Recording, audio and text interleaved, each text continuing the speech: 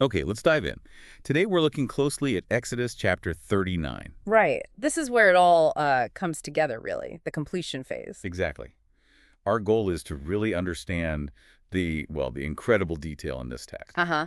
The priestly garments, the tabernacle furnishings, it's all being finalized here. And the source is just so rich with specifics. I mean, the materials, the craftsmanship, Oh, definitely. The sheer scale of it, it's quite something.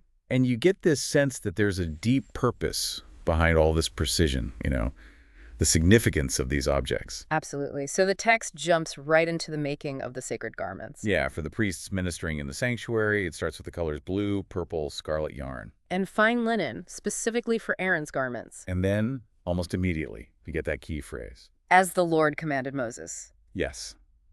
That phrase really, it sets the tone for the whole chapter, doesn't it? It absolutely does. It's like a stamp of approval or maybe confirmation that they're following the blueprint exactly. Faithfulness to the divine plan.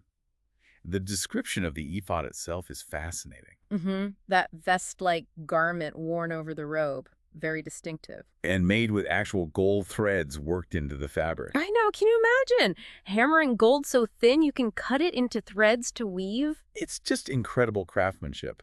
The text itself calls it the work of a skilled craftsman. Precisely. And this ephod had shoulder pieces, right? Fastened at the corners. Designed to hold something really important. Hmm. And it also had that skillfully woven waistband. Made of the same rich materials woven right into the ephod, And again, as the Lord commanded Moses. There it is. then we get to the stones, which is where the symbolism really comes through. Yes, the two onyx stones mounted on those shoulder pieces. And not just stuck on, but set in gold filigree.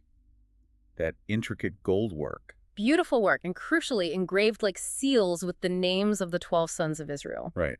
The text calls them memorial stones for the sons of Israel, So the high priest is literally carrying the whole nation on his shoulders before God. representing them.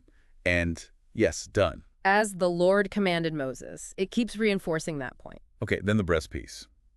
Also described as the work of a skilled craftsman. Same materials again, gold, the colored yarns, fine linen, like the ephod. And it was square, but folded double.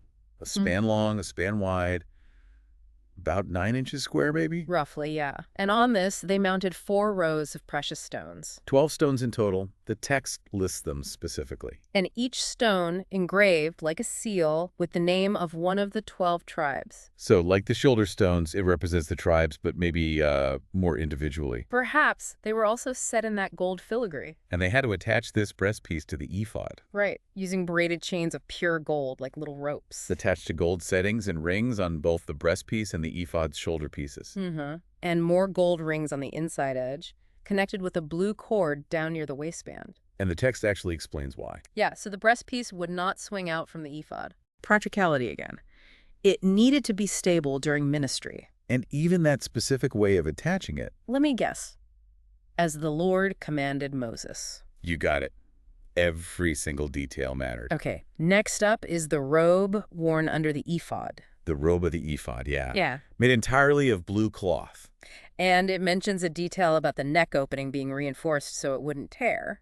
Good thinking. Practical craftsmanship within the sacred design, exactly. And around the hem, more symbolic decorations. Right. Pomegranates made from the blue, purple, and scarlet yarn and linen. Alternating with bells. Bells made of pure gold. So you'd hear the high priest moving about in the sanctuary because of the bells? A combination of sound and sight, signifying his presence and his role. And all of this also done? As the Lord commanded Moses.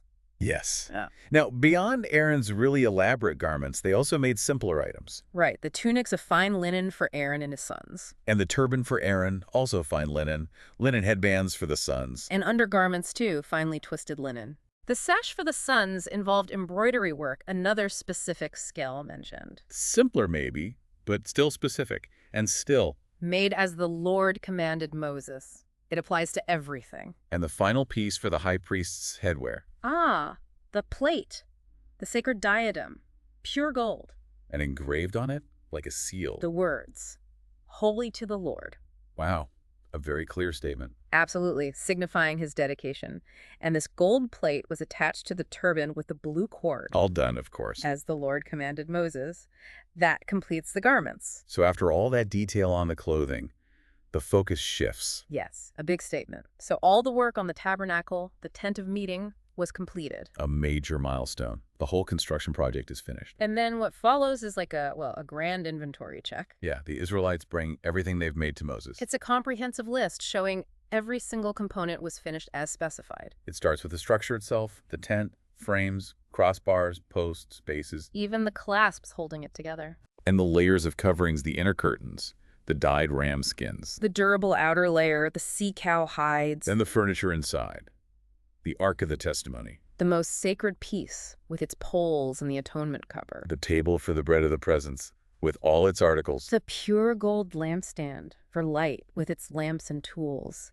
And the oil for the light, They also brought the altars, the gold one for incense, representing prayers. And the anointing oil and the incense itself. the curtain for the entrance, And then outside, the bronze altar for burnt offerings with its grating, poles, utensils. the bronze basin for the priest to wash, emphasizing purity. Can't forget the courtyard around the tent either. Right.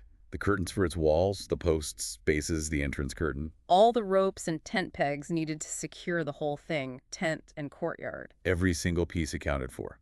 It's an exhaustive list. And then finally the list circles back. To the woven garments they just detailed for Aaron and his sons, also brought as part of the completed work. It really emphasizes the totality of the project. And then comes that concluding summary. The Israelites had done all the work, just as the Lord had commanded Moses. That phrase again, or slight variations of it, it's not just repetition, it's the main point. It validates the entire effort, showing they followed the instructions precisely. And the chapter ends with Moses himself inspecting everything. He checks it all closely, and he sees they have done it just as the Lord had commanded. And because they followed the commands so faithfully. Moses blessed them. It wasn't just about getting it done, but getting it done right, according to God's exact specifications. Yeah. So this whole deep dive into Exodus 39, it really hammers home the incredible, almost overwhelming level of detail in these divine instructions. Absolutely, from yarn colors and gold work to specific stones, engravings, even how things were attached. Ropes, pegs, everything. And woven through it all, that constant refrain, as the Lord commanded, just as the Lord had commanded. It underscores the faithfulness, the completion. Every part is listed, brought for inspection, and finally approved. Blessed. So thinking about all this extraordinary emphasis on, exhaustive detail and precise execution, what does this text suggest to you listening right now? Yeah, what might it say about the nature of divine instruction itself? And maybe about our human responsibility when it comes to sacred tasks. How does an ancient account like this, with its focus on detail, intention, and faithfulness, how does that resonate with or maybe challenge our modern ideas about creation or service or worship? Something definitely worth thinking about.